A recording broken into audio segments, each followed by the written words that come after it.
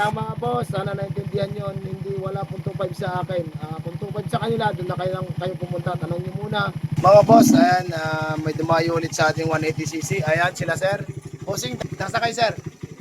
Yan, sabi ni sir, 180cc. Ayan mga boss, sa mga nagko-comment sa akin ng 180, explain ko na lang ulit mga sir.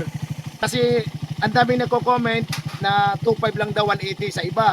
Ayan mga boss, sa akin, wala pong 2.5. Bakit walang 2.5? Ayan mga boss, gamit natin black, option 1. Ayan. Itanong nyo muna mga boss, kung yung 2.5 ba, option 1 ba ang kabit, ang nakakabit.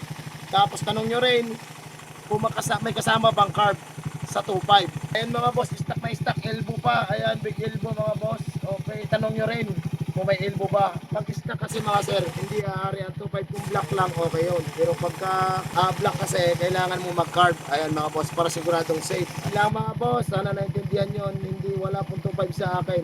Kung 2.5 sa kanila, doon na kayo pumunta. Tanong nyo muna kung ang kakabit na black ay option 1 o kasama na ba ang carb doon sa 2.5. Yun lang mga boss, maraming salamat.